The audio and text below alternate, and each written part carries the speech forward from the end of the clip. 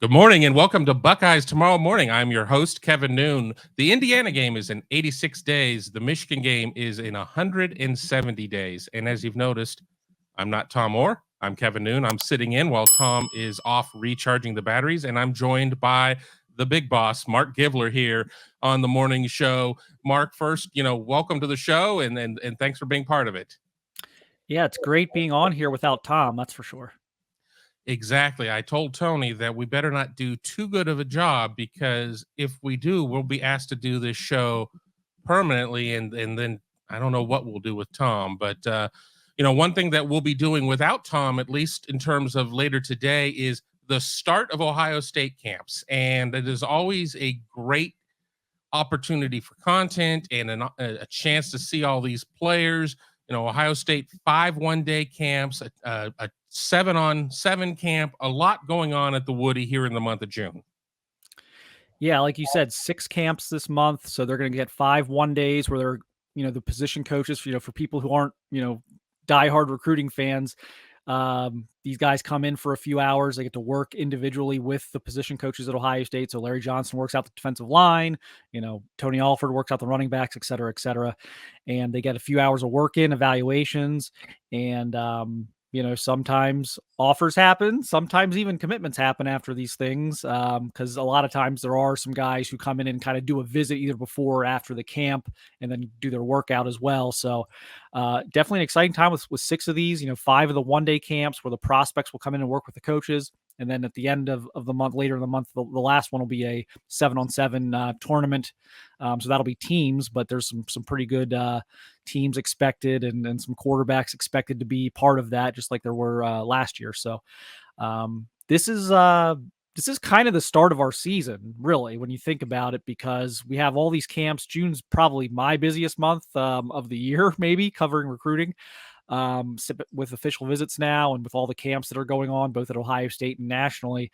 And you get a lot of commitments this month and into July, and guys trying to get their decisions over with before their senior seasons. So, and Ohio State trying to get, their class kind of put together for the most part before their season starts. So then we roll right into Big Ten Media Days in July and then fall camps here. So this is for me, okay, here we go. So I'm really excited about getting this month started.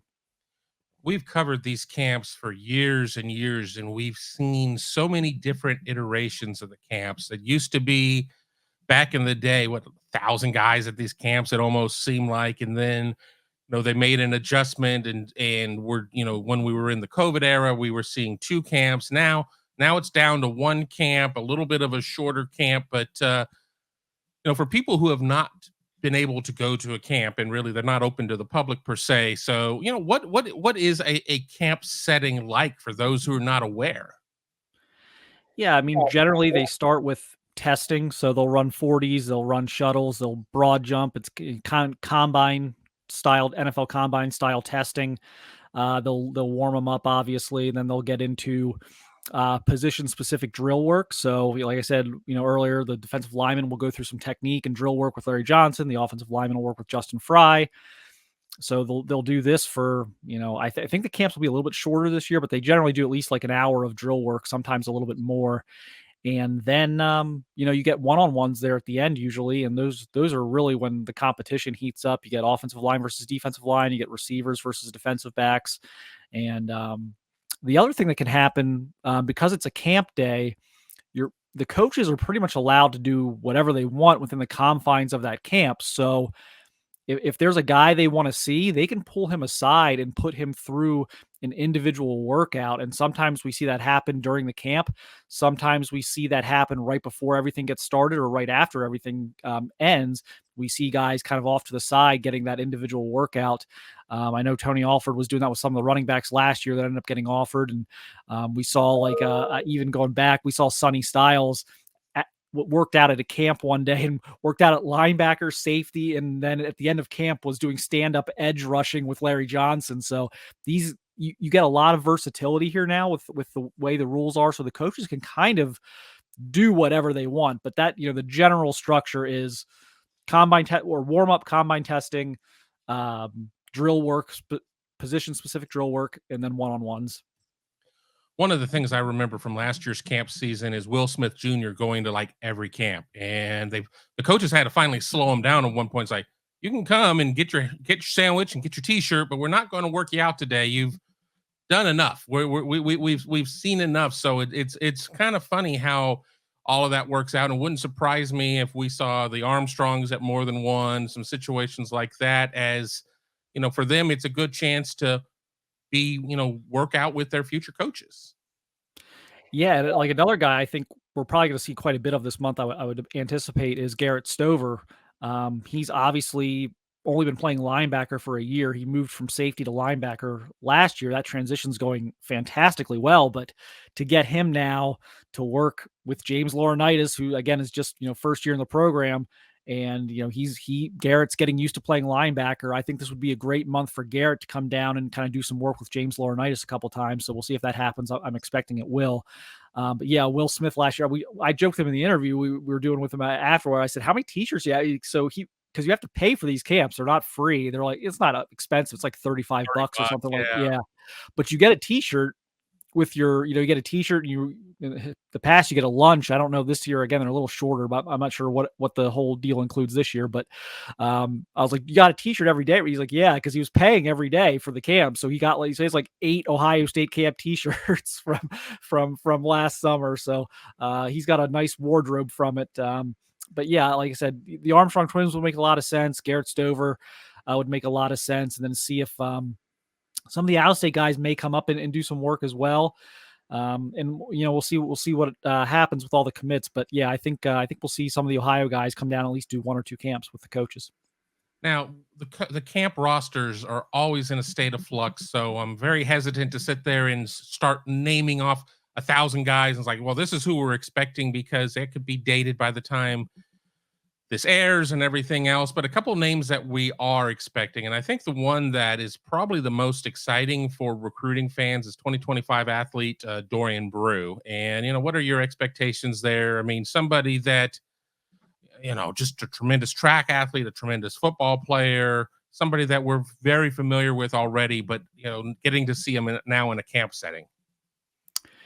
Yeah, I think the biggest thing with Dorian Brew is he kind of cut his teeth as a wide receiver. Got out there on the field at Clayton Northmont as a freshman as a receiver, and backed that up with a really good sophomore year. But he is being recruited primarily as a defensive back by pretty much everyone that's offered him, including Ohio State. So he has kind of transitioned from receiver prospect to big corner, maybe free safety prospect. And so that's what I want to see. I want to see him go through the defensive back drills and see how he looks. Cause early on, I was evaluating him as a receiver. That's where he made his first impression. So I want to see how he moves out there. Can he play corner? He is legit 6'2". I just saw him a couple weeks ago and talked to him a few weeks ago. He's legitimately 6'2". He might even be he might be on the high end of 6'2". Can he play corner at that size? He's filling out. He's about 190 pounds right now. Can he really play corner at that size, or is he a free safety, or gosh, is he even a strong safety? Because he looks like someone who's going to play it, well over 200 pounds. So that's going to be interesting. But he's got that track speed. He's got that 10,700 meter track speed. His mom was a track star at Ohio State. His dad was an Olympian. So the track genes are there. So at his size, to run like he does, he's a special athlete. And yeah, that's one name that I'm really looking forward to, just because of the position questions there. Yeah, somebody, at that size, he's got the athleticism. I mean, it's very obvious, but can he flip his hips? Can he do those types of things? So it'll be interesting to see what happens with that. Let's stay on the defensive side of the ball. And somebody that we had the opportunity to see at an Under Armour camp in Atlanta, and that's 2025 offensive lineman Isaac Souls, or he goes by Spike because he's Isaac Jr., and he won an MVP, kind of an undersized offensive center, but damn, he's mean out there. Damn. I mean, I'm really looking forward to watching those one-on-ones. Yeah, he was tremendous in Atlanta. Kind of a pure center prospect, not a guy who has any ambitions of playing tackle, and even guard. I think at his size, maybe pushing it a little bit. He's kind of a pure center, but mean, physical, great hands. Using his hand placement was tremendous. His technique was tremendous. Very strong kid, so he was able to kind of anchor and not get pushed around there in the middle in the drills, in the one-on-ones that we saw. And a guy I really like, I know you got to interview him after the camp. Reminds me a little bit. I don't know if Ohio State fans may not even remember this name, but he was on the Ohio State radar a little bit. He ended up at Penn State and ended up having a very good career at Penn State. I think he was just drafted. Was Juice Scruggs, was kind of the same type of kid coming out of high school. It's like, oh, he's only a center. He doesn't have any versatility. He's not really big. He's like 6'2", but he was just a really mean, tough kid with good feet and good strength. And that's who this kid reminds. That's who Souls reminds me of. And I think I think a lot of schools would do that over with Juice Scruggs if they could. I mean, turn into an NFL prospect. So that's the kind of kid I would compare him to at this point.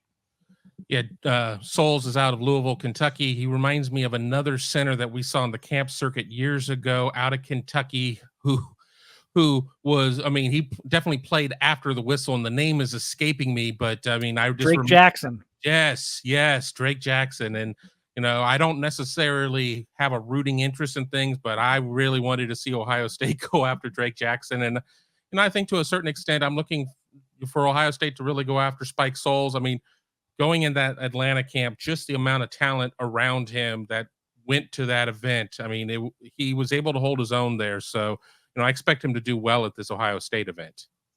And they're going to need a center in 25.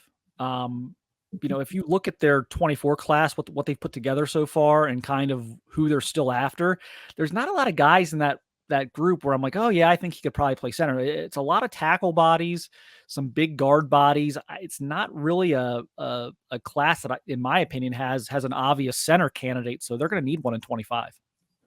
One more name that we want to talk about here is 2025 linebacker Eli Lee. And, that's maybe a name that fans are not as familiar with, somebody that a little bit about. What are you looking forward to there? Well, he's a highly productive linebacker out of Archbishop Hoban, which is one of the top programs in the state of Ohio. Obviously, they play in the state championship game pretty much every year. So he's got good size. He's like 6'2", 6'3". He's over 200 pounds right now. Again, extremely productive player at the high school level as a sophomore. So this is a kid who's got some offers. Iowa State, I think, is his biggest offer right now. They're in there early. I think he's got some MAC stuff. I think this is a kid who has a chance, and they're doing a great job recruiting linebackers right now. So we're not there yet. I don't want to do this yet to James Laurinaitis, but we're trending toward like almost Heartline territory of, boy, a guy who may have got an offer to Ohio State 10 years ago at receiver is not going to get an offer to Ohio State now at receiver. It's starting to look a little bit like that with the way he's recruiting linebackers right now. So it's going to be a little more challenging, I think, especially kind of using two linebackers mostly instead of three. But this is a kid I think has his chance. I'm fascinated to see him. There's a couple of good linebacker prospects in Ohio in 25. He, in my opinion, is maybe the most productive and maybe the most pure linebacker. There's a kid out of Bishop Hartley, Denham Cook, who I really like, but he may be kind of a jack or an edge guy. So I want to see this kid. I want to see him move in a camp setting. We know he can play football. I want to see what his athleticism and the way he moves in space, because that's going to dictate, I think, whether he gets the big offers or not, because we know he can play football. Yeah, I remember seeing Eli Lee on campus it was either the spring game or for one of the games. I remember snapping a picture, and I'm like, kids got to look to him. So, I mean, you don't know. I mean, last question as we're wrapping up here on Buckeyes Tomorrow Morning. I talked about how camps have changed through the years, and it seems, at least to me in my position, that camp isn't so much for rising seniors as much as it was in terms of like a Darren Lee or maybe a Terry McLaurin, where you got guys who are in the class that's up working for that offer. And never say never. It's not, I mean, things could happen, but is that your impression too of how things are now, that it's much more about 25 and 26 and making sure that you know what's in your state? It's a huge summer for if you're a 25 kid. Again, we should never discount kids, ability to earn offers or, to improve themselves, or, situations happen. But generally speaking, by the end of your junior year, you have mostly what you're going to have If you're not a national prospect by the end of your junior year, it's the odds are greatly stacked against you. So this is your chance to earn offers, to get in front of coaches, show what you can do. And then if you do that, even if you don't earn the offer, you put some good tape there here, September, October, November, and get your offers that way, as we've seen other guys do in the past. So it's a huge, huge month for rising juniors. It's an important month for rising sophomores, even if you're not necessarily getting all your offers right now. You're getting on the radar, or maybe you pull it. Maybe you pull it like a Chris Henry Jr. As a freshman getting an offer last summer, but that this gets you on the radar. If you're a sophomore, gets the ball rolling, gets the relationship started, because these Ohio State camps have usually 15, 20 college coaching staffs there, so it's not just Ohio State there. But yeah, it's not. 20 years ago, this was everything for rising seniors. And then about 10, 12 years ago, it wasn't everything, but you could still, you'd get a couple kids would get offered every summer, like in-state, especially in-state guys, you'd get the camp offer. It's not impossible. Look, coaches reserve the right to get blown away by a kid they didn't think they were going to offer, and then just decide, oh gosh, we were wrong, we're going to offer him. But it's much more difficult now for the rising seniors, especially as classes fill up early and teams are running out of spots, especially places like Ohio State. Yeah, there's having quarterbacks and saying, well, we want to wait to see you throw. Maybe somebody who's a rising junior, but that's certainly not going to be the case for a rising senior these days. So it's interesting just to watch how this whole process works out. And we here at Buckeye Huddle, we're going to have this thing on lockdown for all the camps over at the Woody. We're very excited about it. Check in with us on here later today. We'll have we'll have wrap ups and everything else, as well as all the high points, and be sure to stay tuned here on youtube.com/Buckeye Huddle for those watching on video. Maybe we'll have some YouTube shorts up as well. Yeah, it's going to be fun. We're going to have wall-to-wall coverage. Again, we'll have some updates on the board when offers go out, or if someone's really, like, it was funny, kind of like the last just going back to last summer, it was like we knew Jermaine Matthews was getting offered, and so it's like you're updating it throughout the day, like, hey, this is this kid's incredible today, this offer is going to happen, and he gets it. And then it was kind of the other side of the coin, was like Chris Henry Jr. was like, wow, this guy's been incredible. Are they actually going to offer a kid who's going into his freshman year? Is Brian Hartline, who's picking his receivers nationally almost, going to offer a rising freshman? And sure enough, he did. And then going back to last year again, Mylan Graham had 0 offers. No one knew who Mylan Graham was. We were watching Mylan. We knew he was dominating the camp, and we were scrambling trying to figure out who he was. And we eventually obviously found out he got offered. Ohio State was his first offer, which is unique. And so you just never know what can happen at these things. So it's always fun. There's always guys that show up that you didn't expect to show up, or guys you didn't know about that just, blow the roof off the place. So it's going to be fun. We'll have important updates on the message board at BuckeyeHuddle.com. And again, we'll have content here on the YouTube channel, and again, recaps and everything else. So there you have it. So be sure to stay tuned all month. I mean, every day for the whole year. I mean, if we're being quite honest, and if you're not a member of Buckeye Huddle, be sure to sign up there. If you're not ready to jump in for a year, give us a month. This is a great month to get on board. Go to BuckeyeHuddle.com and give us a shot. But for Mark, I'm Kevin here on Buckeyes Tomorrow Morning. We want to thank you for watching, and we'll talk to you again very soon.